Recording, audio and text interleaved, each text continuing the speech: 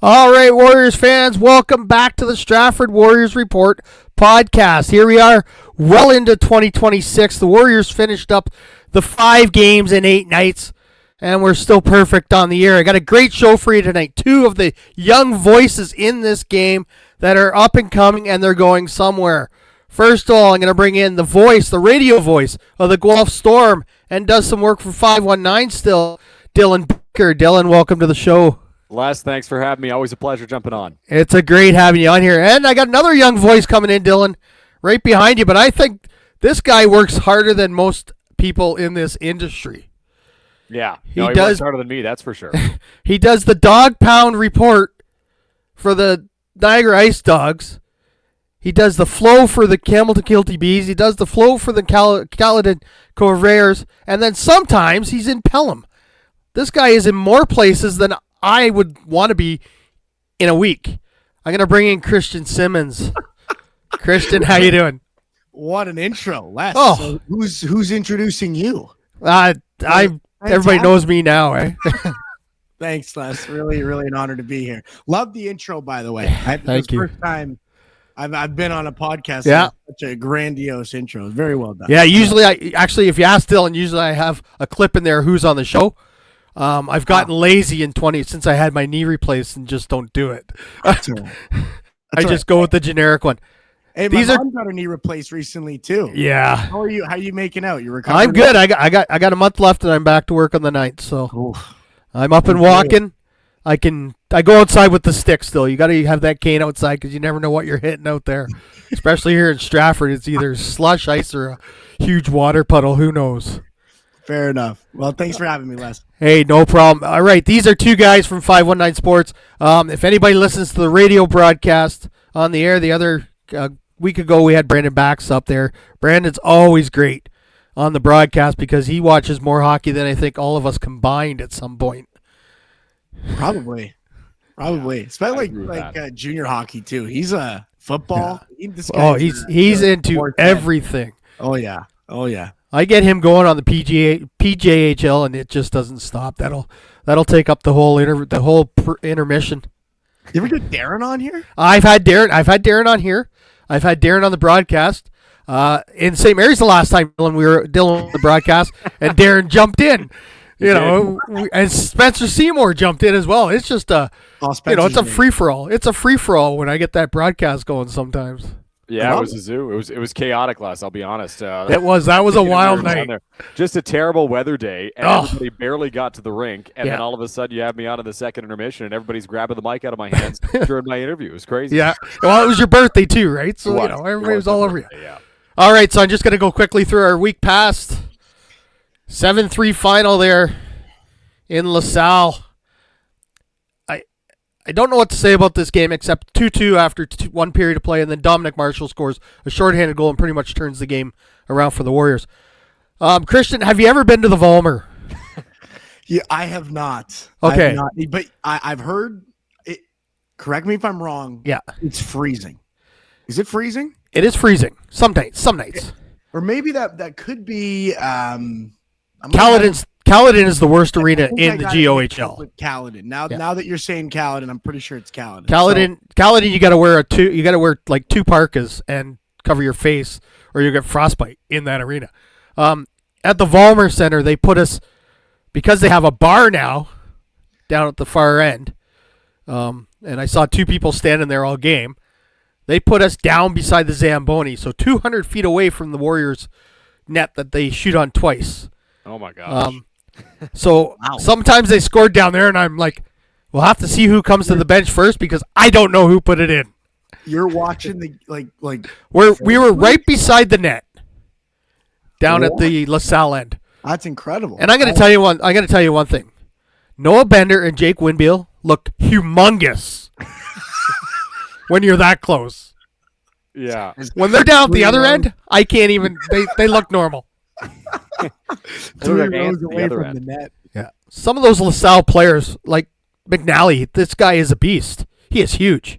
Yeah. They like their big boys in LaSalle. They've always got a big team. That's one of their staples, I think, on the blue line especially. They've always got some big defensemen. Yeah. All right, 3 stars for that game. Colin Galbraith, 2 more goals 4 points that night. Jonas Schmidt had a couple goals. Dominic Marshall, like we said, with the shorthanded goal. Then we had the big game in Stratford against Elmira.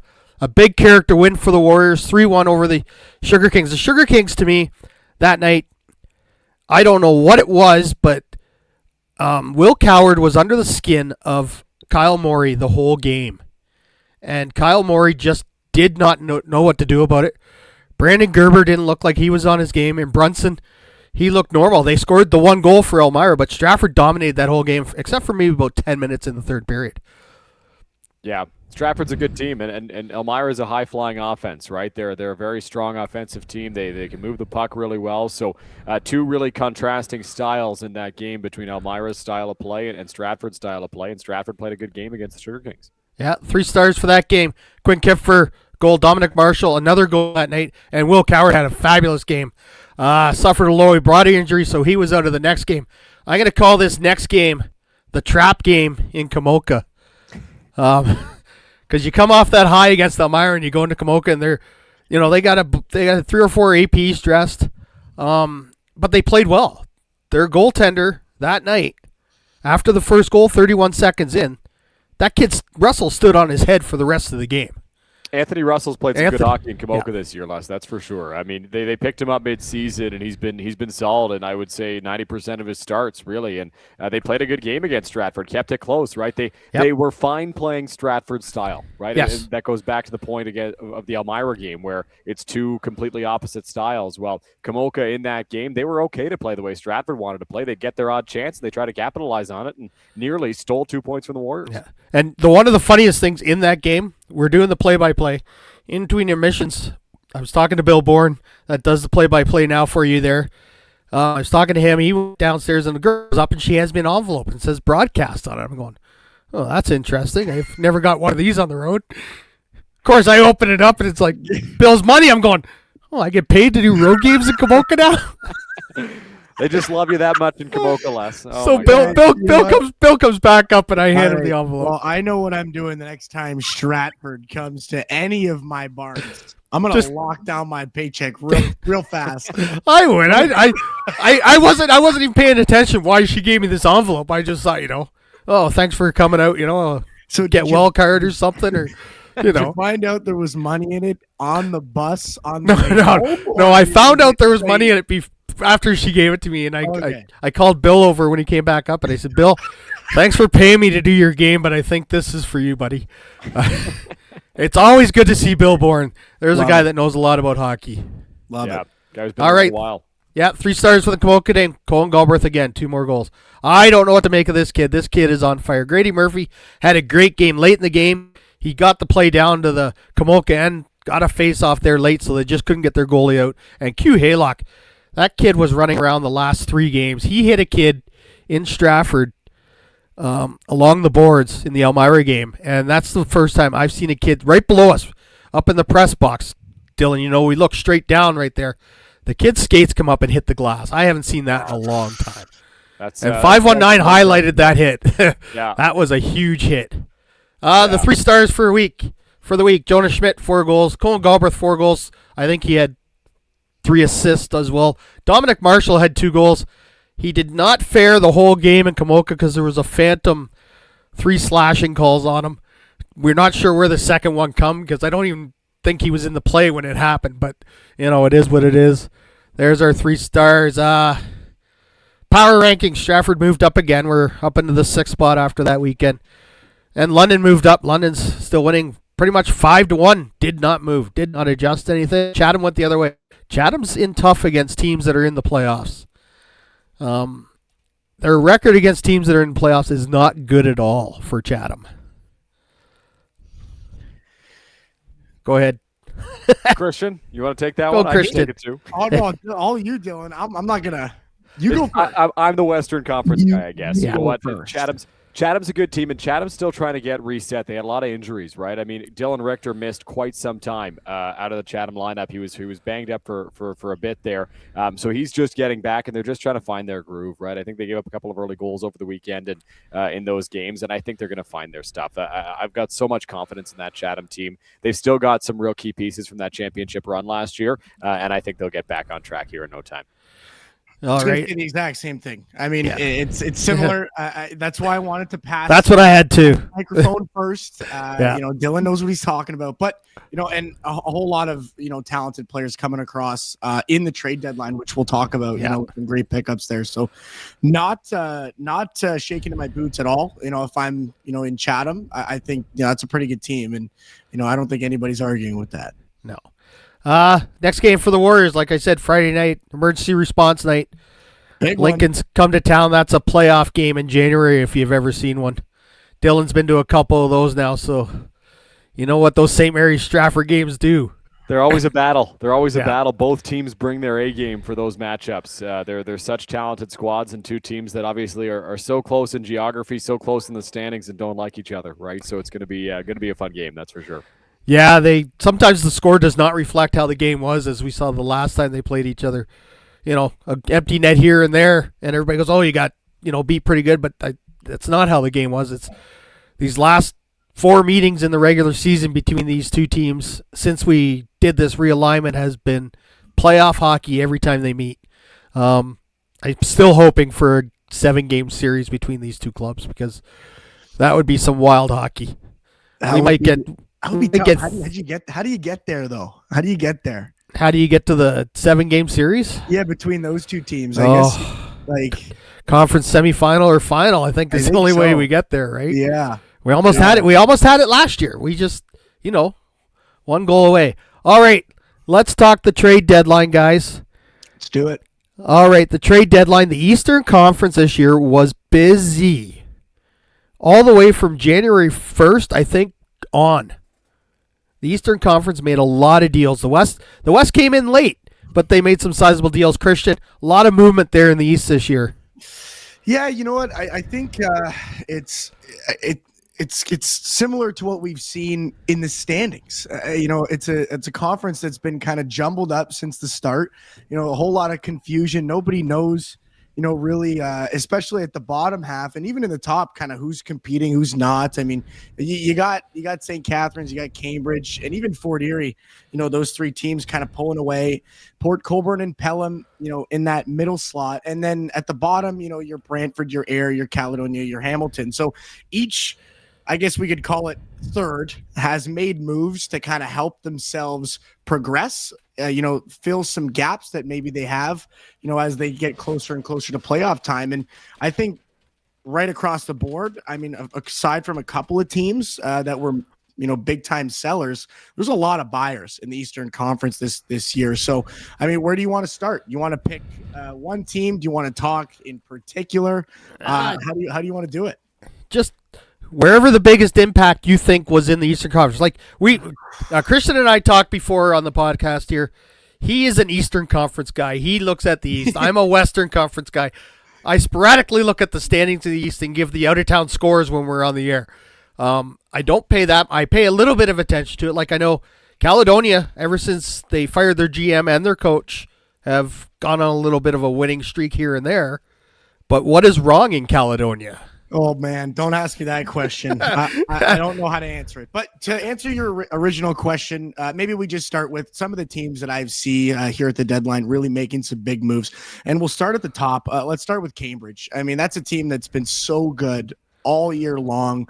And you kind of flirt with that question. Well, how do they get better? They go out and they get a guy like Joey Wasselin, from Caledonia, played there. Spent some time, I believe, in the PGHL in between. This is a great defenseman, puck-moving guy, moves his feet really, really well. Had 12 points in 33 games. Went to Barry Colt's training camp. This was a guy that, at the beginning of this year was kind of flirting with, an OHL, starting job, with a great team in the Central Division. Didn't quite get there, but, a great piece for a team like Cambridge that's just looking to add. Nathan Gatens, right there as well. Another guy from Strathroy, 20 points this year, 4th round pick to Kitchener. That's another huge pickup. And then Tyler Graham, from the Ayr Centennial. So that's a Cambridge team that got a whole lot scarier, with 3 really, really good pickups at the deadline. So I kind of wanted to start there. I think, those are, 3 massive acquisitions. So for me, concerning, I'm sweating more, when that team comes to the building, but, definitely definitely not too surprised. That's a team they're making a push this year. Yeah. They're looking to compete with Chatham. They want to compete with whoever it's going to be on the other end. I think as long as they can get through St. Catharines, you see Cambridge, in that Sutherland Cup final, and those three guys certainly give them a bid, to go for that Memorial Cup. I'm thinking OHL, going for that Sutherland Cup. Yeah, it looks like a 3-team race really there in the East between Fort Erie, St. Catharines, and Cambridge. You might get some prizes from the back end. This is the GOHL.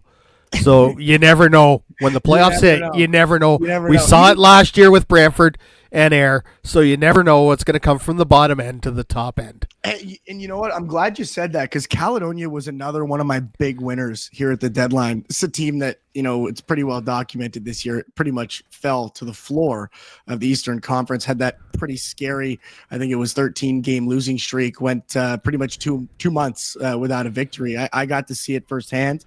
I believe I'm cursed. I think that's what it is. It's my fault. Well, I think you're cursed too, because the night we were in Caledonia, the power went out. Hey, power's going out. We got boards with holes in them. The door's locked on the building because the power went out. They can't even get the nets into the pegs. It's a real nightmare. But at least you use pegs there. You guys don't have those in Stratford? No, we use the real pegs in Stratford. You don't hear a lot of the nets come off the moorings in Stratford unless somebody's barreled into the net pretty hard. Fair enough. I was in Pelham this year, and I just looked at the nets from the broadcast position, and it fell off the moorings there. So, I heard about your experience in Pelham. You're having a hard time there. I get a text from Les. I believe it was 5:30. 5:30. On a Sunday. Yeah. I was getting, so who does it here? So who organizes the Pelham stuff? Yeah. They just go opposite of the flow, so they send us to the other side of the rink. Halfway through the game, a guy comes over. He says, "No, you could have gone just down the other side of the table there." The flow guy there, he said, "All the power there and everything." And I was on crutches at the time, so I traipsed around that whole arena. Don't even get me started. Hey, well, you're recovering well. It's nice to get you closer and closer to full health. But another guy from the East, I was thinking, Caledonia, I mean, not to be a homer. I mean, I do work for the Corvairs, but, a totally different look, than they had a couple of weeks ago. They get rid of their captain, Ty McCutcheon's gone. Mason Wharton is now gone.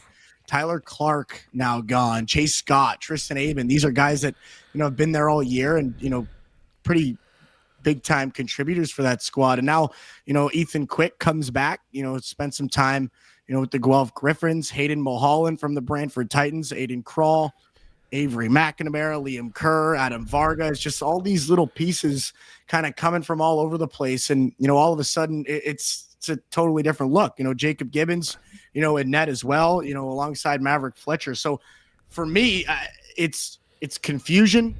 It's positive. I see it as maybe a step in the right direction, but we'll see what's happening there. But another team that maybe made some moves that might help them, and of course for Caledonia, a team that really needs it. Looking to get back in the playoff picture. Yeah, because nothing boggles my mind more than a OHL trade. So you don't have to confuse me with a GOHL trade. The OHL trades, we'll talk about that, Dylan, after, because I get confused on those because there's so many draft picks over so many. I just don't understand. I don't get it. I don't understand. Dylan, draft picks. Yeah, Dylan in the West. It was pretty much the last moment the West came on in this trade deadline this year. Yeah, you know what? I think we saw a lot of moves down to the wire kind of around the deadline. I look at that trade in particular between the London Nationals and your Stratford Warriors there, Les, where McGurn gets sent to the London Nationals. They get Cruz Ferguson back from the Nationals. We saw some big deals, right? I think teams were kind of slowly building up to it. Kamoka sent Nate Adams to London as well on deadline day. So there were some quiet times in the Western Conference, I think, leading up to the trade deadline. But you're right. In those last couple of days, a flurry of deals in the Western Conference. Yeah, it was. I think it was just as wild as it was last year. I know I was refreshing all the time. Friday, I heard something coming down the pipeline in Stratford, and just, tracking with the guys in and out of the lineup. When you see a couple guys out of the lineup 2 games in a row, you know something might be up. Matthew Blake, I'm a Matthew Blake supporter. He's going to go to London and get some playing time as a 20-year-old. Jack McGurn, great dressing room guy, and when he could score, he can score. It's, the consistency, right? The offense. Drafford needed to get offense back, and I think we got that in Cruz Ferguson. I think he's going to help out this Warriors team on the power play. Yeah. That's a scary guy. That's a scary guy, Cruz Ferguson, going to a team that, and for me, this was interesting, to have a guy that's coming from London, two teams that are so close in that Western Conference. It was almost shocking to me when I read about it. I couldn't believe it. What a difference that makes for Stratford, and who knows what kind of hit that takes to London. But a guy with a ton of experience. The season he's been having so far, 38 points, pretty incredible. And then was around last year, when Chatham had that run. Yep. A guy with the experience. You could say he knows how to do it. Maybe he'll bring some of that winning culture into that locker room. So for me, I still can't believe that trade. It's hard for me to wrap my head around it. I guess we'll see kind of how it plays out here. But for two teams that close to be, exchanging some big bodies like that, or it's bigger names, I guess, it's definitely an interesting one. Well, then we play each other 28th of January, too, in London, so that'll be interesting. I got to meet Cruz and his dad Saturday night in Kamoka. They were at the game, had Cruz on the broadcast, and he held himself really good. And you know me as a broadcaster, I got to bring up some old wounds. And I said to him, that goal Stratford scored when the net came off the moorings in Chatham was the puck in the net before the net came off. And classic line by any hockey player that doesn't want to admit anything, no comment. I said, great. That's all I wanted to hear.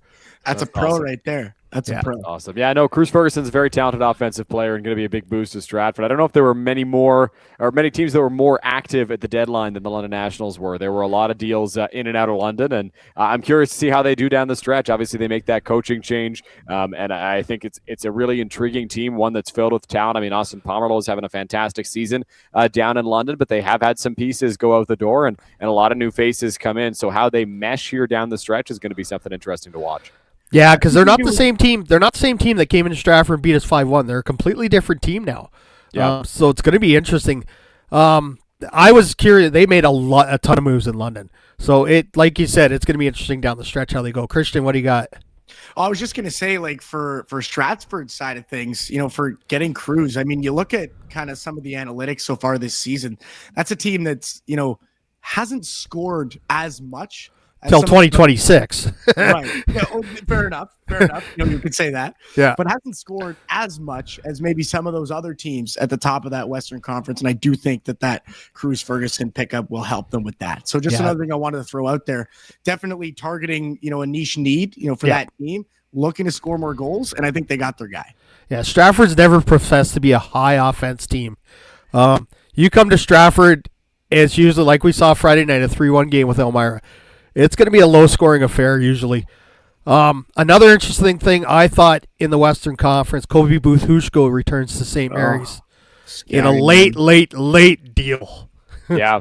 I mean, is there a better goaltending trio in the GOHL than what St. Mary's has right now with Booth-Hushko coming back with Von Barr and with Brogan Calhoun? I mean, those are three really talented goaltenders. So I'm curious to see how they balance things down the stretch because really on any night you can't go wrong, right? Whether you send out Booth-Hushko, whether you send out Barr, whether you send out Calhoun, I mean, you're getting a great goaltender in between the pipes. And St. Mary's, their calling card for a while now has been good goaltending, right? They've always had a good goalie. Doesn't matter who it is, they always have somebody. And again, that's the case. I mean, you got three really elite goaltenders in there. Yeah. They, I was texting I know a bunch of St. Mary's fans were really good friends. I was texting them Friday night and I said, hey, I hear rumblings out of St. Mary's. You got a goalie deal coming there. No way. Calhoun will be back tonight, dressed, blah, blah, blah, blah. And sure enough, Saturday afternoon it shows up and he texts me right back and he goes, yeah, you heard it right. And I said, that's a big deal for you guys getting a guy with that pedigree back into your lineup this late season.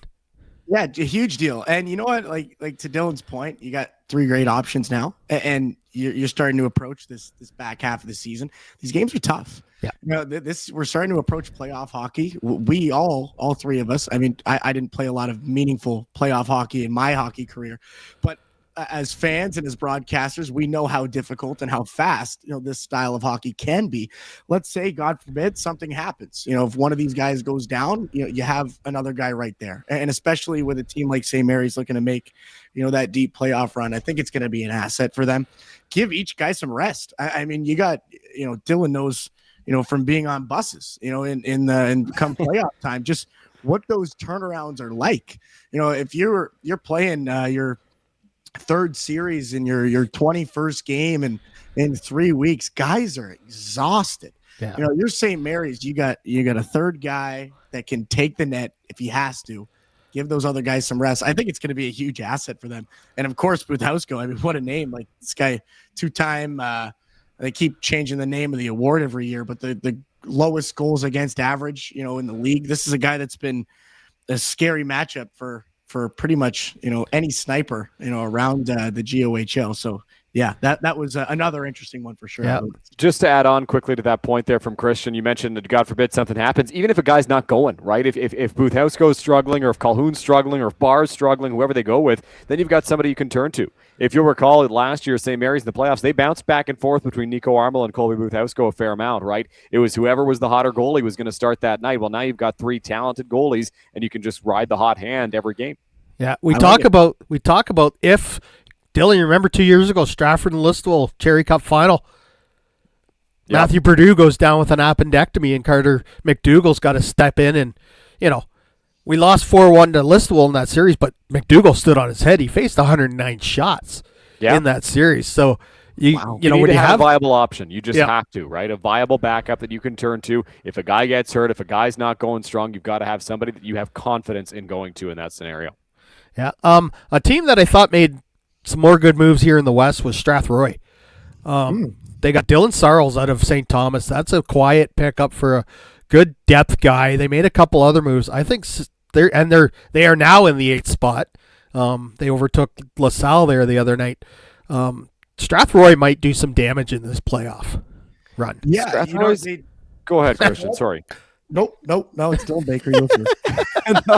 I was just going to say, Strathroy's a really interesting team. Like, they were very active last year, right? And they made a lot of deals last season, and that's kind of the MO under Andrew Furlot as the general manager. They're going to make trades to try to improve their club, but they've really had a strong core of players this season. I mean, Zach LeBlanc is having a career year. He is one of the best players in the GOHL for my money. He's been scoring a ton. They've had the emergence of Jake Ritson as well, a 16-year-old who's in the top 5 in scoring in the GOHL. I mean, they've got so much offense, and they seem to really play well as a cohesive unit. And I think they really like each other in that dressing room. I think there's a lot of camaraderie on that team. They have a lot of fun together, and they're really good offensively. They can score a lot of goals, and Seth Ronan between the pipes, he's got a goals against over 3, but he's got a save percentage over 915, I think, or hovering right around that mark. So he's been seeing a lot of shots. He's been saving a lot of shots, and Strathroy plays a fun, exciting brand of hockey. Yeah, you talk about Jake Ritson, like the Saturday before Christmas, they beat us in overtime.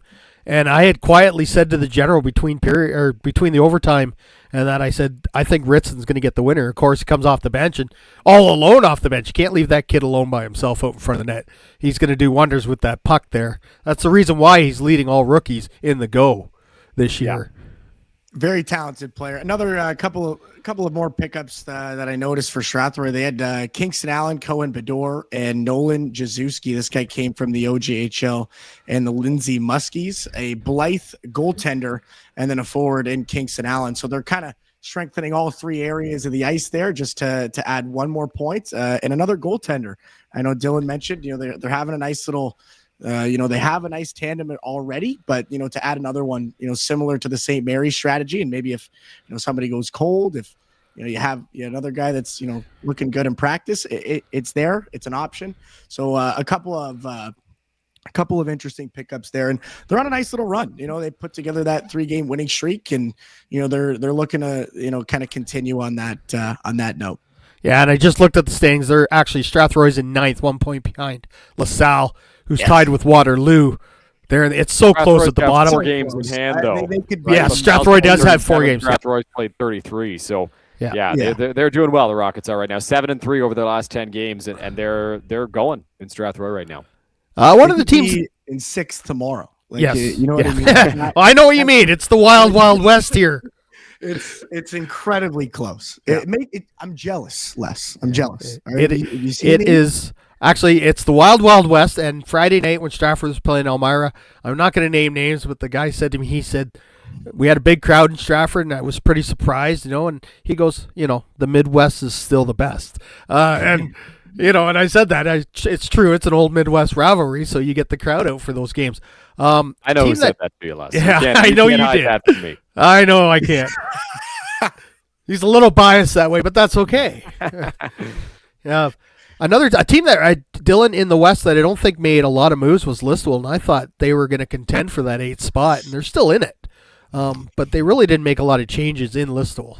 Yeah, you know what? Listowel's another team that's been playing some better hockey here as of late. They're kind of making a push towards that 8th seed, as you mentioned. They're 5-4-0-1 in their last 10 games, I suppose. So maybe not the mark that they're looking for, but they've slowly been climbing throughout the season. They're 6 points back of Strathroy as we speak, and maybe they would have made some more moves. I'm with you on that, but I think they do have some confidence in the team that they have there in Listowel and in their ability to make a run here just with the bodies that they've got in that lineup. I mean, you look at some of the talent they have up front, it's not something to overlook, right? They've got some experience, they've got some high-end skill, and they're a well-coached team, right? Jesse Cole's a very good coach out in Listowel. He knows how to motivate those guys. He knows the systems that will succeed in the GOHL, and I think that I wouldn't be surprised if the Cyclones go on a run here. A good goaltender, Ethan Kowach, as well. So, maybe a little bit surprising to not see them make more moves, but I think that they do probably feel that they have a good talent level in that room and a good amount of guys who can perhaps help them make a push for the playoffs. Yeah, and another team we've talked about Chatham a bit, but Chatham made a lot of moves. Rookie GM and head coach Brandon Feasey made a lot of moves going into this deadline for a team that's been sitting comfortably in first place for a little bit. Yeah, they're a different team as well, but they're still a solid team. They are. They're a very good team. They are always busy around the deadline, and that goes back to when Rich Santos was the head coach and general manager. I remember back when Tyler Rosler was the head coach and general manager in 21-22. It was the same kind of story. They're always active around the deadline. They always try to make big pickups, and the big pickup last year was Dylan Richter, right? Yeah. Getting him was so huge for them. He ends up being the playoff MVP. He was fantastic. Like he was really, really good on that run for the Chatham Maroons. And they get a guy back in Braden Burke around deadline time who has been with Chatham a few times in the GOHL, spent some time with Leamington when they were in the league back in 22-23, I want to say, played 14 games there. He's a guy who is a veteran, who has a lot of experience in this league, and they're getting some grit as well, and a guy like Seth Coomer. Seth Coomer, a young player still, played last year with Welland, was with London to begin the season as well, and now heads over to the Chatham Maroons, and he's a guy who's got some grit. He also has some skill, and I think that's building towards what's going to make them successful in the playoffs. They did shed some youth at this deadline in order to get some veteran presence, and I think that's just going to benefit them here down the stretch. Yeah, Seth Cooper's a guy we talked about up in the booth because he's been with quite a few teams this year, and then he was outright released, and I knew somebody would pick him up, and then Chatham ends up picking him up because he's a great hockey player. I just, things happen, I guess you can say. Chatham also, they made a deal with Leamington, their favorite trading partner, even though they're in the OJHL. There's still the connection there, right? Santos is with Leamington now, and that. Yeah. Like we keep saying, the West is so wild. You don't know where these teams are going to finish. The LaSalle Vipers, they're still nothing right now in the middle of the second against London. So, you got a great game going on there in London tonight. LaSalle Vipers made some moves as well at the deadline. Yeah. Yep. Picked up a couple guys, Sean Costello, Charlie Moskowitz. One guy with some OHL experience, another with some OJHL experience. So a couple of guys that bring some value there to another team that's, competing in their own right. Like you said, that wild West, they're right there in the mix, just, a couple points, behind, their predecessor. And then, sixth, that sixth spot in the West is right there for the taking. So, they added some size for sure. And that was kind of my big takeaway for them. Those two guys, they bring a whole lot of size. I'm pretty sure, that's something they were targeting. And, they definitely went out there and got it. Yeah, when you sit behind the net, they're huge. to try this. Dylan, have you ever tried that? Like, have you ever called a Christian. game So from behind a net? when I was in LaSalle, the last time I was in LaSalle with the Komoka Kings, and Les can speak to this because he had to do it last year, you were set up in the corner in the one end. Yeah. So that the visitor end. Correct. Yeah. That is where you would call the game from. That is quite the angle, quite the perspective to call the game from, I'll tell you. But I have never done the behind the net deal. Well, okay, it wasn't directly behind the net. We were about 2 feet off to the side, but still, it felt like I was behind the net. You were a goal judge in that game, Les. You were sitting back there to turn the red light on and off, is what we Yeah. Well, and then you got the clock up behind you. Yeah, but you got the clock up behind you, right? So you're turning the other way to look at the clock and try and see. You don't need to see the clock. You're fine. And then in warm up, we had a bunch of pucks coming through the screen, right? So in the third period, a puck comes up, hits the screen, and I look up, and I'm just about to say, "General, look out!" And it comes out and smacks right on his notebook. Oh my god! He's got a puck mark on his notebook, a black puck mark on his notebook. I never started a throw it back chant. I never laughed so hard in my life. Just huck it back over the net in that spot, Les. Yeah, I just lost it. Another pickup I'm going to talk about in the West. Boston Bork's back in Waterloo. Ooh, good. Really, I didn't see that actually. I didn't catch Talking that. about size, that is a massive body. Right back to Waterloo, and another team that's right there, right, and a guy that's familiar, right. He's been there before, knows the locker room, knows the culture, knows the arena. A guy that will come back into that locker room and move mountains. He's got that experience, so I think another massive pickup from and a massive guy. Like, it's huge. 6'5", 6'4", I believe, something like that. 6'4", 214, Christian's where he's listed. That is a big boy on the back end. And you mentioned the familiarity. I think that's such a huge piece of this deal, right? I think is the familiarity of getting a guy that back into that dressing room, and a guy who knows the dressing room, who knows the guys. There are still guys on this team that were there last year, and guys who know what Boston Bork can bring. And what Boston Bork brings is a lot of physicality and a guy who makes it difficult for forwards coming into his end. Yeah, they also picked up goaltender Travis Vanderswag from Komoka. The Niagara Falls Canucks. Yeah. Yeah, I haven't seen him play, but I mean, he lives 15 minutes away from my house. I've heard of him. So we'll say I've heard of him. We'll see how he does there. You know what? He moved around quite a bit. I think he jumped from team to team at the deadline, if I'm not mistaken. Yeah, played 2 games in Komoka, was acquired from Niagara Falls by Komoka, and then from Komoka to Waterloo. And he's a guy who just needed some playing time, right? We talked about the 3-goalie situation in St. Mary's. Well, Komoka had a 3-goalie situation of their own because they had Brock Lane, Anthony Russell, and Travis Vanderswag. And Vanderswag gets sent over to the Waterloo Siskins. He's a guy who had a couple of good games in Komoka. Like I said, a guy who needs to play and will get playing time in Waterloo there with Brock Ryan. And I think he's a good goaltender, and he gets to play close to home, right? He doesn't. Sorry, he's another big guy. I thought he was from the Waterloo region, and my apologies. But you actually probably can't get much further from home than that. That's right. You go to LaSalle, but yeah, that's true. That's true. I think LaSalle might even be closer because you could just cross the border. I guess Fort Erie then, because being the Stratford broadcaster, we went to all 3 corners this year of the league. So, we've been everywhere this year. They also, did you guys notice a lot of kids coming back from the OJ this trade deadline? Oh, yeah. And I got to say one thing. Stratford got a late Christmas present in getting Jackson Broda back from Trenton. He has been nothing but outstanding in his 5 games with Stratford.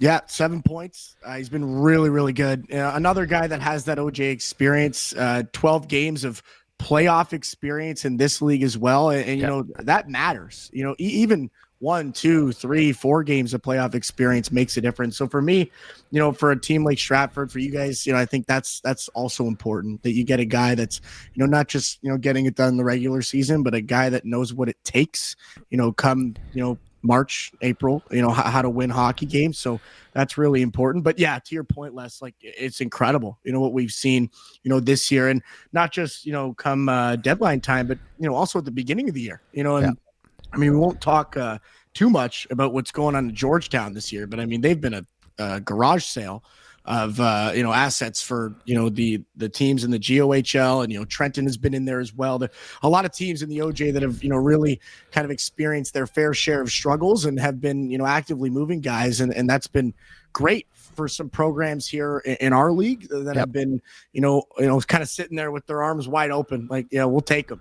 Yeah. We'll take them. And it's really it's worked wonders for some organizations. Well, when you get a kid just before Christmas phones up and say, hey, I want to come back and play in Stratford, and his name's Jackson Broda, won a national championship last year with Trenton, on pace this year in the OAJHL for his best offensive year of his career, says, can I come play? Well, you're not going to say no. If that's your 20th defenseman, you're not going to say no. I would hope not. Hope not. And you never know. If Les Vaders is running the team, well, it's a good thing Nick Parr runs the team, because if I ran the team, we might be in a lot of trouble. Because you imagine being a general manager? Oh, I could not be a general manager in this league. I give Nick enough problems as it is, and I question every move he makes right to his face, which is even better. But he is so busy. We finally had him on the broadcast when Jason Clark announced he was stepping away from the director of hockey operation duties last week. Nick Parr finally made it on the podcast. He never said he would do it, but he finally did it because he's taking over Jason Clark's job next year, which, again, I just want to iterate, I thank Jason Clark for everything he's done for this city and this league and hockey in itself. 32 plus years involved in hockey. I think he deserves a break. Good for him. You know what? I was gonna say something. I totally forgot. Well, I'll build off of what Les said with Jason Clark. I mean, a guy who's been around for a long time in the game, as you mentioned, Les, and a guy who's done so much for hockey in Stratford in particular. I mean, you don't get much more experience in terms of guys in hockey than Jason Clark, and always a fun guy to talk to, always very welcoming, very conversational, a real good guy, and wishing him the best in his next chapter. Obviously not easy to replace somebody like that, but he and Nick Parr have worked so well together over the years that Nick is just going to slide into that position, and I'm sure they'll do well as a result. Yeah, and you guys like this one. I told Nick Parr if he's going to fire the general manager, which is himself, he has to come on the podcast and do it live. So next year, when he's the director of hockey operations and the general manager, if he fires the GM, he's got to do it live on the podcast. That sounds like a reality TV show, Les. It sounds like some kind of punishment on reality TV. We'll get the 519 boys. We'll get the camera. Oh, Darren would be all over that one. Oh yeah, he'd have the A team. He'd have the A team in Stratford for that one. I'm sure that would. I'm sure that would go. I'm positive Nick's going to do a great job. There's not many hardworking guys as that guy. He was saying he probably spent 4,000 hours on his phone over Christmas. So I don't believe him because he can't add very well, but he was a goaltender. So it all makes sense. That's what I was gonna say. Because I can barely respond to my own family members. I don't think being a general manager would go very well. They answer the phone all the time. Well, that sounds terrible. It was funny because I had sent you guys the group text, and I'm sitting there going, "Boy, they never answered me." Yeah, you know what? I'm sitting there going, I think I just got snubbed by 519. I said, no, those guys, and then all of a sudden, Dylan chimed in. I said, oh. Well, I mean, I was just further down in the list. So, I mean, I can't make any excuses. He's busier than I am. I couldn't even get I was sitting there on Sunday, and I was like, I got to send Les a text. I think you sent us the message on Sunday, if I'm not mistaken. Yeah. I got to make sure I respond to Les, and then I forgot. And then I was at school on Monday. I was like, oh my God, I haven't responded to Les. So I made sure I got a text in that group chat. But we almost ghosted you there. That's I've been ghosted before, and it probably won't be the last time either. I get ghosted by some broadcast guests in the intermission. They ghost me. You're flagging people down for interviews. Oh, we've done that in Chatham. I flagged down the Dennis Flanagan Jr., greatest coach in Stratford in probably Junior B history, winningest coach probably. Flagged him down. He's sitting right in front of us going, Dennis, can you come up and do an interview? You know what the worst ones are if you're doing an interview? Doing like a rinkside interview with like a player that's like in warm-ups. And like he knows he's doing it. Like somebody told him, like somebody in the media team told him, like you're going to go do, whatever. And you're just standing there waiting. And then you're looking at the clock. There's like 2 minutes left in warm-ups. 13 minutes goes by. He's totally lost, like completely forgot. And you're standing there like... Those are the ones. Those are the brutal ones, man. I'll tell you.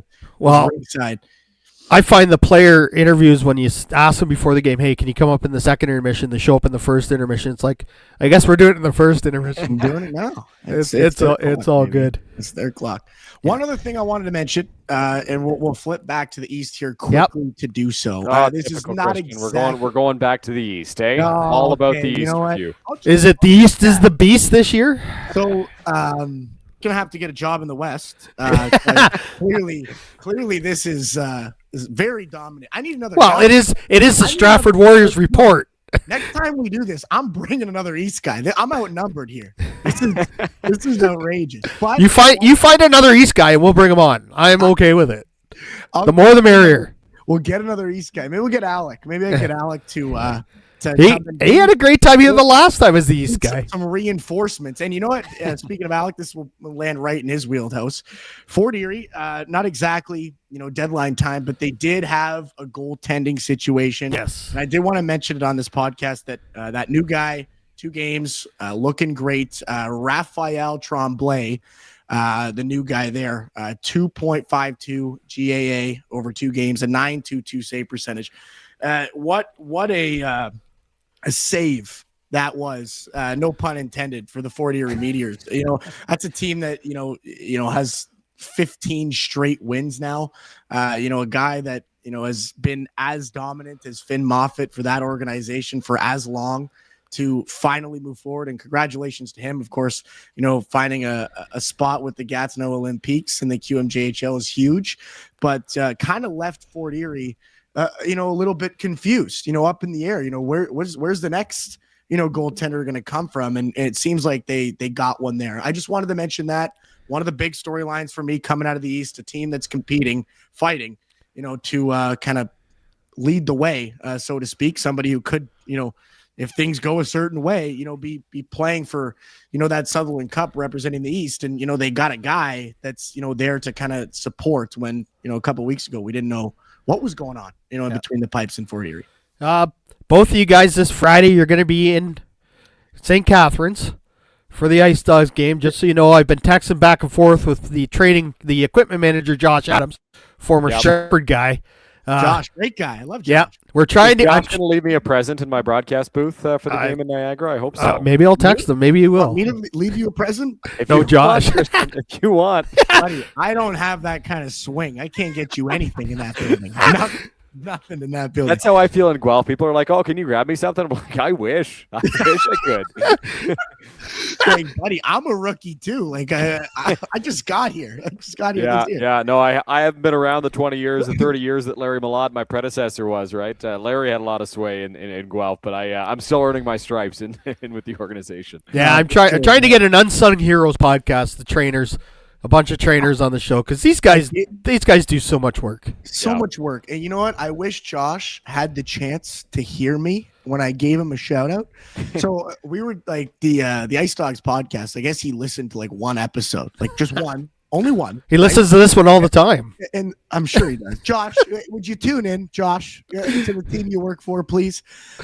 Anyways, he tunes into one of them and says to me just in passing, like, "Hey man, like you gotta give me a shout out in the next one." I did.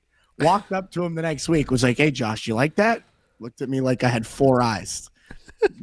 No idea. Like, come on, Josh. Come on. But no, he does. That guy works like a champ. And a GOHL guy himself. So yes. Well, he was in Stratford, right? That's where I got to meet him. Around here, we spent a lot of time on the bus together. They're long trips when you go to LaSalle. Yeah, I don't know how you do that, man. That's got to be tough. If Bill's been all over the place too, like Chatham, like in the playoffs last year. Yeah. Well, we were in Chatham as well, so he was on the other side of the rink. Yep. Where it wasn't as hostile. We do that, and too. I was on this side of the rink where it was hostile environment, right? Him and Brandon had their section taped off and everything. And I honestly, Les, like Chatham is one of my favorite places to go in the league. I love that rink. There's so much history there. I love the fans in Chatham. They bring so much energy. They've always got something to say. I've met a lot of great people. I actually, there's a fan who always stands around the area that we've been in Chatham, and we spent so much time there in the playoffs last year. His name's Bob, and Bob and I actually caught up for coffee over the summer, just to say hello because we had enjoyed our conversation so much in Chatham. We were there so often in the playoffs. We were there for a game 7 when Stratford was playing. We were there for a game 6 when St. Mary's was playing, and then obviously throughout the Sutherland Cup final, plus 2 spotlight games in the regular season last year, 2 spotlight games this year. We've been to Chatham a lot, and it's a really great place. Honestly, one of my favorites. Yeah, Christian, I'm going to tell you this story. Dylan might have heard last year in the playoffs. We're playing Chatham. Game 2, we're down in Chatham, and we had problems with fans up and around the broadcast table, and security wasn't very much help. So I offhandedly said, we have to go back after in game 3. Stratford, got to win. I said, now we got to go back to the hostile environment in Chatham. Well, a fan picked up on it because it was on Flow. We're on Flow as well. So they called me out on it, and I said, look, I'm just going by, I'm trying to do a broadcast up there. I got one fan yelling at me here. I got a fan down here trying to fight all the AP players that are sitting in front of us, and all this. And so I said something. Well, we go down there for game 7, and the mayor of Chatham comes up and says, is everything okay up here? Do you need anything?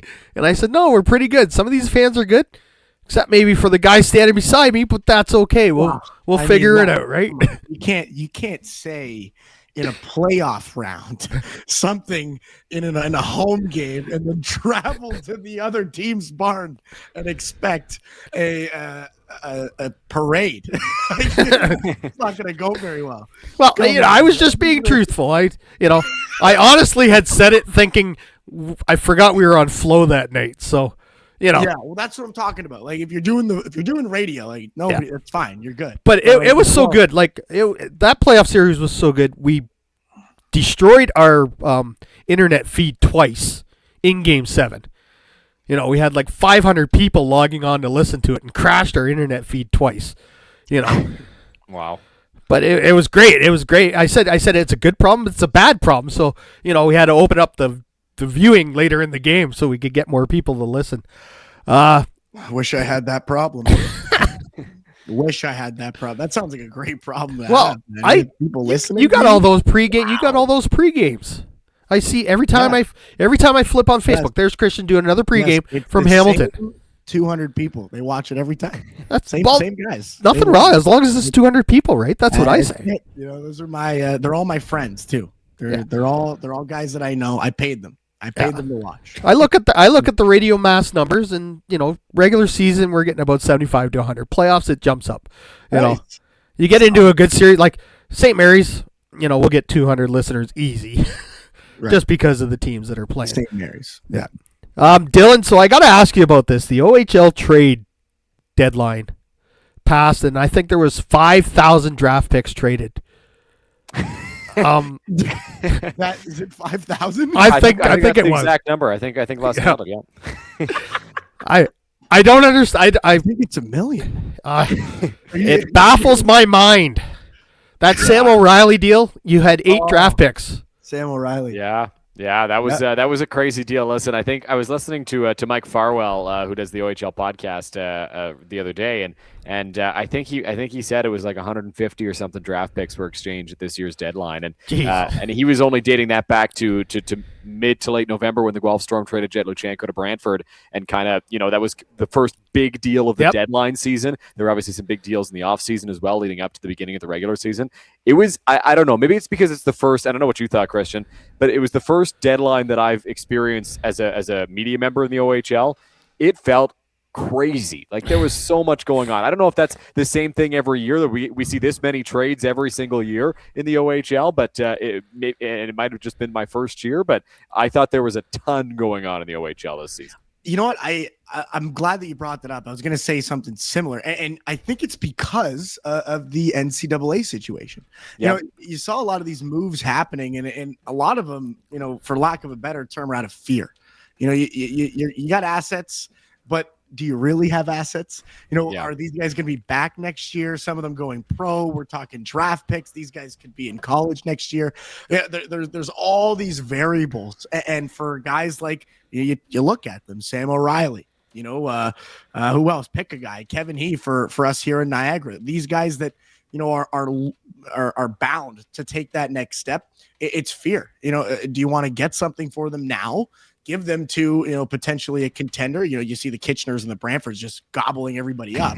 And I think for myself, I look at it as exactly that. The NCAA eligibility changed the landscape, and now I think this is going to be the norm. You see some of those guys that are reaching the end of their major junior careers, and for organizations that don't want to be left holding the bag, that's your best case scenario. Yeah. I think that's a great point. Go out and get 15 draft picks because he's not going to be here next year. It's Memorial Cup or bust. And I think for a team like London, for a team like Niagara, and for some other teams that are looking at the wagons that are being built, in the East and in the West, like when you look at Windsor and you look at Kitchener and you look at Brantford and you stack yourself up, well, how am I going to compete with that? Why don't we get 15 picks, 15, 20 picks and let them go. Right. Like that was a lot of teams made that decision. This year. That was my biggest surprise. But it's been a long time since I heard London trade somebody to Kitchener. But they it's only like Stratford. It's those two teams, right? Yeah, it's like Stratford doing a deal with Listowel. It's never going to happen. Like Nazem Kadri was traded from Kitchener to London. Steve Mason went from London to Kitchener and helped them win the Memorial Cup. Like that is the MO of those two teams, right? And it is if they don't make the odd trade, right? Like it's not fourth liner for fourth liner. If they are doing a deal, it is a big deal happening, right? It is a big trade going down, and we saw that this year. I mean, O'Reilly and Jared Woolley going to Kitchener. I mean, that's a huge trade between those two teams. So if you're London's only 5 points back, I'll make it worth it. Yeah, London's only 5 points back, right? But here's the thing: are they really 5 points back? Because you got to look at it this way: like you're 5 points back when you're playing everybody else. And when you play Windsor, when you play Brantford, when you play Kitchener, it doesn't matter how many points you are back. You could be second in the West. You could be second in the East. You don't stack up. And that for me is the way I look at it. Do you want to win one round? Do you want to win 2 rounds? Or do you want to win the whole damn enchilada? And for a lot of these organizations and these general managers, it's not just about this year. It's about the next year and the year after that. And how do you position yourself? Well, I look at it that way. Like, Dylan, do you like? Here's a question for you. Like, do you think you would have done anything differently if you were a general manager in any of those rooms? No, I don't think so. I think every team to me made sense at this deadline. Like, I think all the especially you talk about London. London has gone for it the past 2 years, right? 2024 and 2025, they were all in trying to win the OHL championship, which they did in both years, and the Memorial Cup, which they did in 2025. And so, yes, they were in the mix this season, but they would have, had they gone for it again, what kind of draft capital do they have for the next few years? Nothing, right? Nothing at all. So they saw it where Windsor's had a great year. Flint's had a great year. Kitchener's had a great year. The Sioux seems to be going for it, and they're having a good year. So are they going to beat all of those teams? Probably not, right? Just the way things stacked up. And so they restocked the pipeline. I think the Guelph Storm, obviously, from my perspective, they've been trying to position themselves even better for next year, right? Acquiring a lot of draft picks, sending some guys out the door. Their two captains to the Brantford Bulldogs, and Jet Luchenko in November and Charlie Paquette in January, and just trying to accumulate pieces and picks that can help them on the run next year. Honestly, when you look at it that way, Christian, when you position it that way, I don't see many moves that I wouldn't have made in the OHL, just because you talk about the NCAA eligibility and the questions that come with that, and the fact that if you're not going for it this year, is it worth keeping some of these guys? And the answer is probably no. Yep, that's exactly the way that I look at it. Yeah, and even to a deeper extreme, I think some of these teams could even have made 1 or 2 more moves. And you know what? I think we're going to see that over the next 2, 3, 4, 5 years. Just get worse and worse and worse. And maybe that's not the right word, but deeper. These teams are going to reach, deeper into their pockets, from the draft capital perspective, and be willing to go out and acquire superstars. I feel like now, again, with that NCAA eligibility, those superstars are they're more available. Like if you go back, 15, 20 years from now, I mean, the Erie Otters, when they had Connor McDavid, I don't know that team ever would have moved him. I don't know that, even Matthew Schaefer, again, maybe these guys are not good examples because they don't last long in the OHL anyways. But you look at guys like, second round picks, third round picks, to the NHL, these kind of guys, it was OHL or NHL. There's nowhere else, to go, so they're a little bit more available, to other teams that might want them for a year because teams are willing to give them up. And I think that's really going to change things. And I think, for yourself, Dylan, and hopefully for myself as well, when I can find a job there that, the OHL is it's going to be that way. I think that's what we're going to see over the next 4 or 5 years. And maybe even in this league as well, as a domino effect. You see, being that development league now and just how easy it is for players to join their affiliate teams in the Ontario Hockey League, that, how valuable is it to keep a guy like a Sarvir Jaworski or a Carter Lewandowski or a Jake Ritson or a guy that's just not going to be around? Now, don't pull out the rule book on me just yet, because I don't know exactly how that works, given that, these guys are top picks, and whether or not they can or cannot be traded. Maybe Dylan or Les, you can help me out with that. But that's another thing that I see, maybe, down the road, we see that happening with more consistency. Yeah, it'll be interesting. I mean, I think we're going to see a lot of high picks come down to the GOHL as a result, right? I mean, you mentioned it, Christian. Like a lot of these guys are already there. Chatham's been using that pipeline with the Saginaw Spirit. London's been doing that with the Nationals and the Stars and the Kings and the Rockets and everybody in the London region for a number of years. Guelph has the Air Centennials, and I think we'll see more affiliations. I think Fort Erie and the Erie Otters are now affiliated as well, I believe. Yep. If I'm not I think mistaken. it's also Flint too, or something. They got two. I think they got two. Really? Yeah.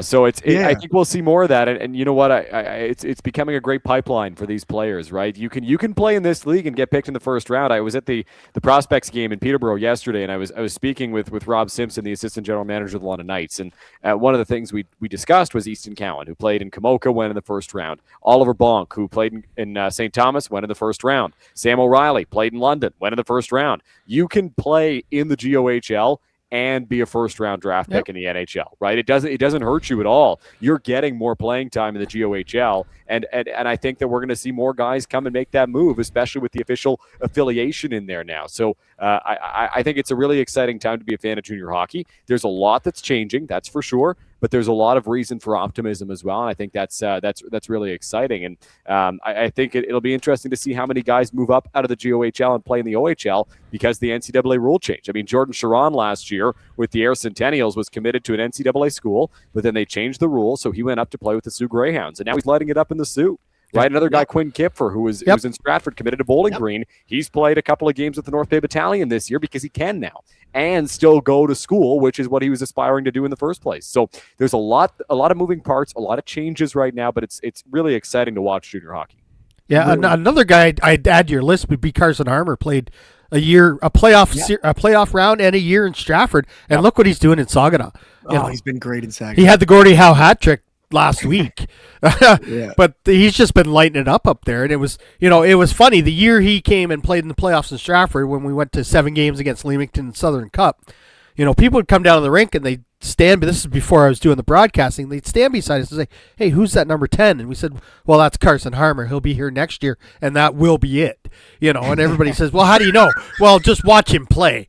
Usually you don't get Usually you don't get a young kid come up and dominate in the playoffs and then spend the rest of his life in the GOHL. But the GOHL, this development league, I think it's a good thing for everybody. One other thing I just wanted to tap on you guys before we get out of here. Brendan Shanahan's been tasked with looking at the junior game in Ontario by Hockey Canada. So we'll have to eagerly wait for his report to come out in the fall and see what he thinks of the landscape of junior hockey is in Ontario.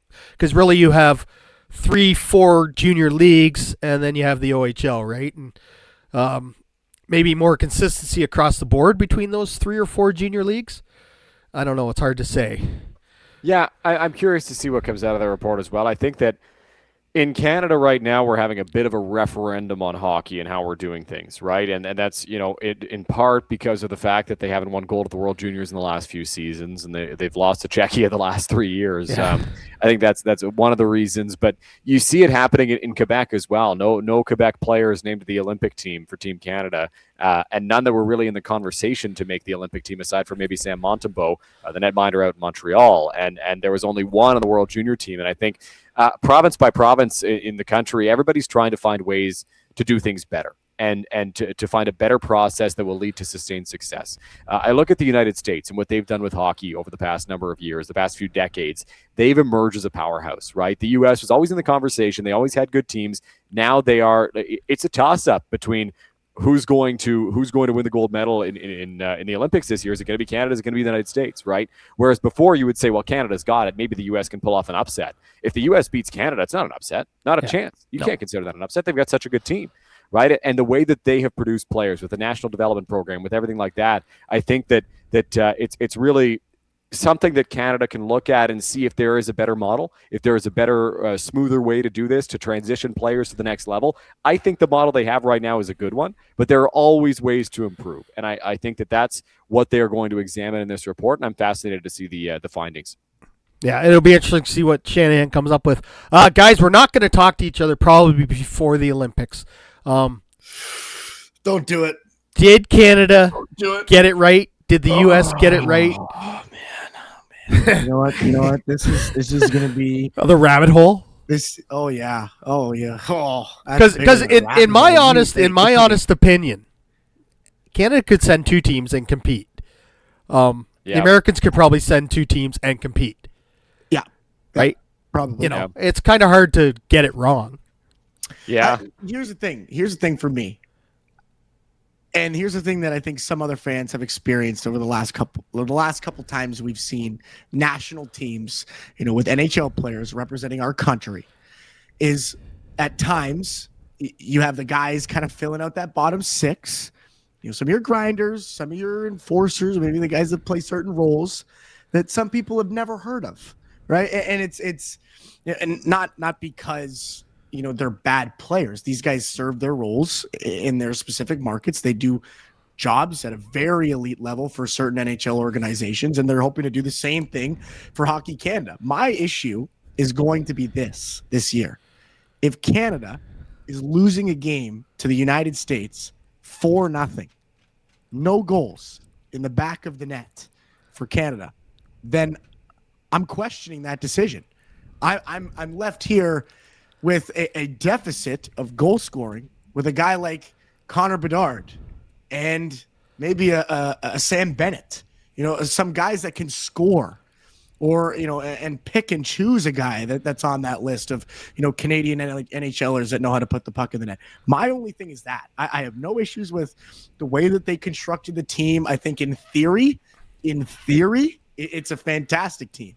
In practice, if they cannot score, I'll probably be screaming, "Where's Bedard?"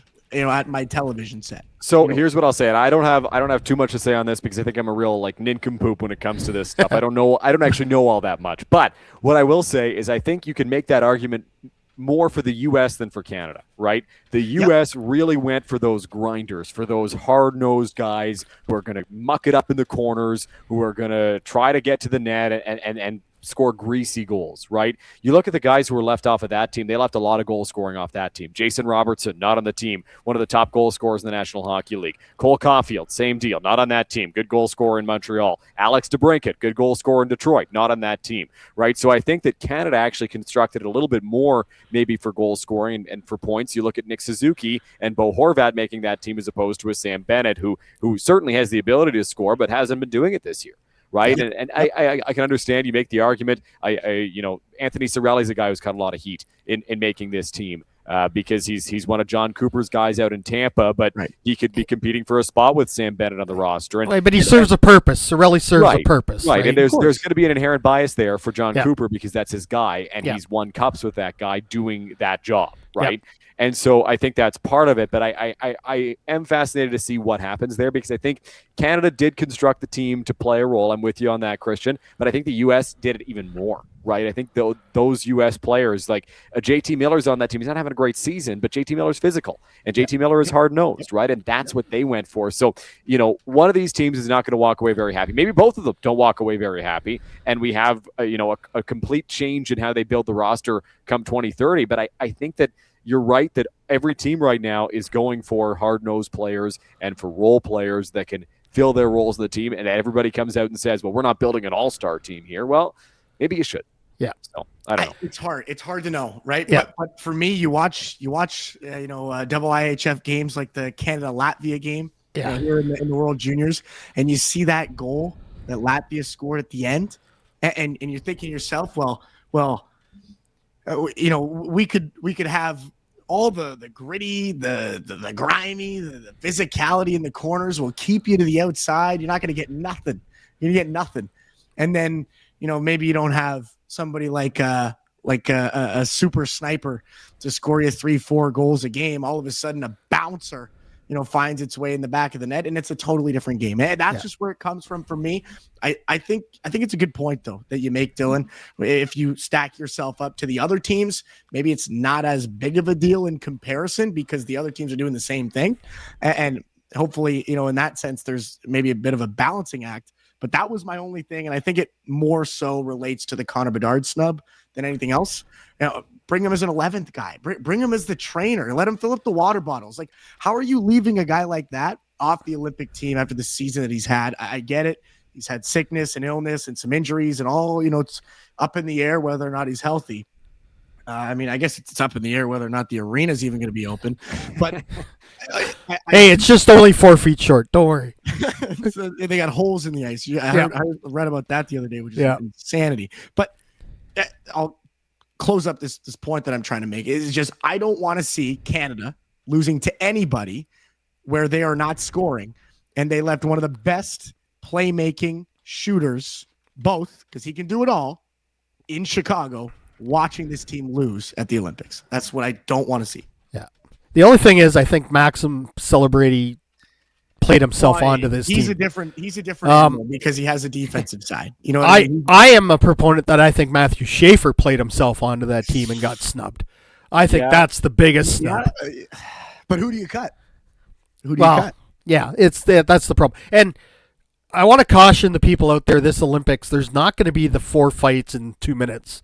It's Olympic hockey. 4 nations, Tom Wilson is not there to take on the Kachuk boys and beat them to death. He's out there maybe to hit them a few times and score some goals for Canada. You're not going to get the fighting that you saw in the 4 nations. So that'll be interesting. Gentlemen, can we make it a plan to try and do a playoff preview in the go? We will do it. I like it. And we'll see if maybe we can get Alex or a 4th Eastern. See if we can get a 4th Eastern Conference guy just to balance things out so we're not picking on. I need an ally here. Yeah, I need an ally. I will say this, Les. A couple of guys you have to look into getting on our show. We got a couple of new guys over at 519 doing some of the voiceovers. Max Purdon and Caleb Sebastian. They watch a lot of hockey as well. Maybe 2 guys you can talk to. Max will be around the area doing some broadcasts here down the stretch in the winter, so you might see him around. Max is a great voice of an angel. Oh, my God. Yeah. Oh, my goodness. Yeah. Dylan Baker, these guys, I don't know what happened to them, where it comes from. I don't have this. Les, I don't have it. Yes, you do, Christian. You're just being humble. Yeah. I listened to Christian call that Hamilton game the school days game, and honestly, I felt sorry for you. You mean the 10-1 Cambridge blowout? Yeah. I felt sorry for you. Hey, when you've had a knee operation, you've watched everything on the internet, and there's a hockey game on live, you're going to watch it. The knee opera, that's it, man. This guy watched everything on YouTube and said, you know what? Cambridge and Hamilton's on. Let me go. Yeah. Go check that one I can honestly say I was probably doing something else and it was on in the background because it was tough. You know what? And that's just Cambridge for you, though. Yeah. Good team. Hey, can we let's do before we're gonna go. If we're gonna wrap up. Yep. Predictions. Oh. Yeah, we don't like to do those. What? Come on, that's the best part of these kind of things. That's like whiteboard material. It's It is. Right after the trade deadline. All right. Darren Stevenson said no, never make a prediction. All right, we won't do it then. Because it'll come back. It could come back to bite you in the ass. If Diaz said so, then we'll go with the media godfather. He literally said, you make one of those predictions and you get it wrong, you're in so much trouble when that you go to do an interview with that guy and the guy says, "Hey, you didn't pick us." Exactly. It's a good point. And I'm a homer, so I have Stratford going all the way this year. Just like you did last year, Les. Just like I did last year, the year before that. We're not going to make predictions here, but Stratford's going all the way. Yeah. I can make it. Because they do pay me. So this is the Stratford Warriors podcast, guys. That's right. So, guys, I want to say thank you for doing this. It's been fabulous. Let's try and get a playoff preview show together right before the playoffs. It'll be a busy time, but I'm sure we can work it in. We did work it in last year, Dylan. We did. I remember it. I know. We did it well. It was a great one. So we'll do it again this year. Christian Simmons, what's on tap for you coming up? On tap for me? Oh, boy. Tomorrow, Hamilton. Friday, Port Colborne. I've been doing some videography myself, getting behind the sticks. So I'll be there in Port to watch that game, and then Caledonia Saturday. And yeah, that's about it. Hopefully leave Dylan maybe a little present tomorrow in passing at the Meridian Center, but just lots of hockey for me. And thanks, Les, for having me on. Really appreciate this. It's an honor. Big fan of the show. Hey, it's great getting to know you a lot better, and I'm sure we'll talk a lot more now. I'll be texting you what's going on in the East, man. You text me what's going on in the West. I have no idea what you guys were talking about tonight. Well, all you have to do is just say the Wild Wild West. It's the Wild Wild West. It's been the Wild Wild. Jason, that's a Jason Clark phrase. Welcome to the Wild Wild West. I'm going to change your contact name to Rango. Rango. Dylan Baker, voice of the Guelph Storm. What do you got coming up, sir? I'll be in Niagara tomorrow on the house that Christian Simmons built, the Meridian Center out there. Storm taking on the Niagara Ice Dogs. And then they're at home against the Sioux Greyhounds on Friday. I think I got. Do I have Saturday off? I do have Saturday off this week, and then Sunday in Kitchener at the Odd for the Storm against the Rangers. And then next week doing a spotlight game in Christian Simmonsville again in Caledonia next Saturday night. So I'll be back around the coach. I guess I get to see Dylan. The GOHL for that game. Weekends in a row, I get to see Dylan Baker. I know. Look at this. Haven't seen you in a year, Christian. But here we go. Now it begins. I got to see him once. I got to see him once this year. We've been doing all right. There you go. It's like seeing a celebrity, Les. I'll tell you, it's something. That's the pedestal I put Darren Stevenson on. I said it's like the lights come on. It's like aura, like the lights just around him, like he's coming out of the sky. But honest to God, there's one guy that's done a lot, for this game, and another guy that you appreciate what he does for this game.